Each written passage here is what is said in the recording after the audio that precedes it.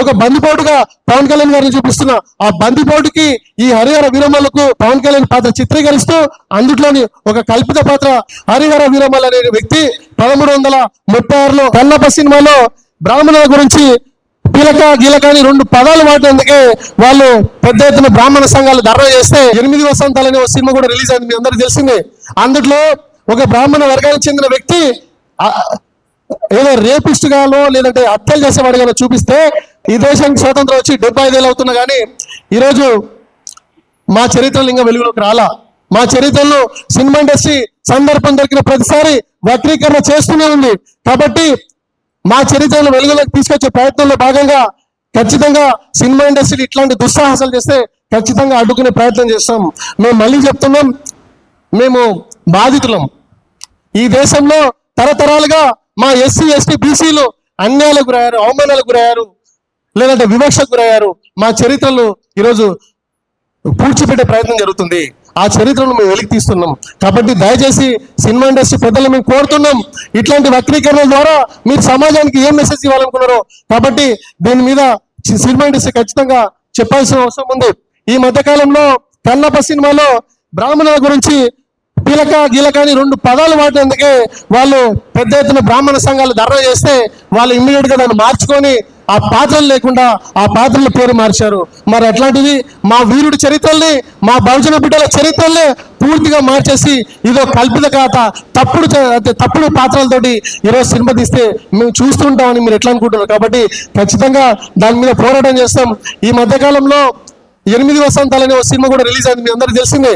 అందులో ఒక బ్రాహ్మణ వర్గానికి చెందిన వ్యక్తి ఏదో రేపిస్ట్ గానో లేదంటే హత్యలు చేసేవాడిగానో చూపిస్తే అక్కడ బ్రాహ్మణ రిపోర్టర్లు అందరూ పెద్ద ఎత్తున దాన్ని అపోజ్ చేశారు.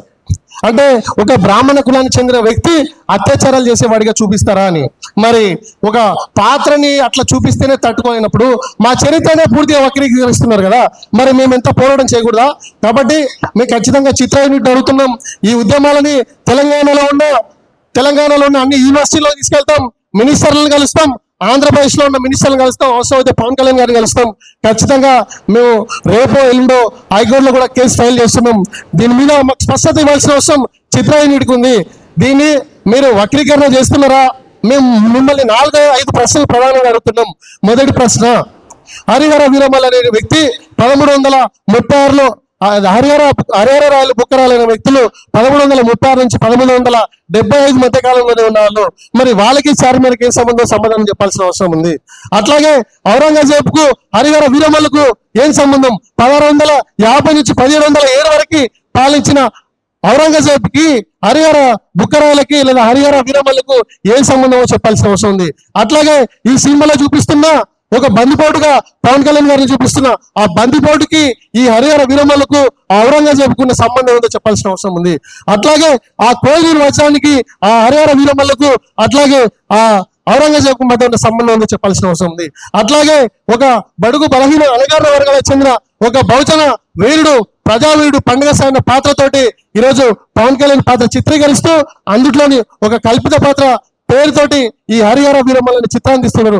దానికి దీనికి సంబంధం ఏంటో కూడా చెప్పాల్సిన అవసరం ఉంది. కాబట్టి మేము ఖచ్చితంగా న్యాయ పోరాటం చేస్తాం, మేము కోర్టులను ఆశ్రయిస్తాం, అట్లాగే త్వరలో మినిస్టర్లను కూడా కలుస్తాం. దీని ఉద్యమం మీ సినిమా ఇండస్ట్రీ నుంచి మాకు ఒక స్పష్టత వచ్చేంత వరకు మేము పోరాటం చేస్తూనే ఉంటాము. ఒకవేళ ఖచ్చితంగా ఈ సినిమా మా ప్రజావీరుడు పండుగ సాగిన చరిత్రనే అయితే ఖచ్చితంగా దానిలో చాలా మార్పులు చేయాల్సిన అవసరం ఉంది.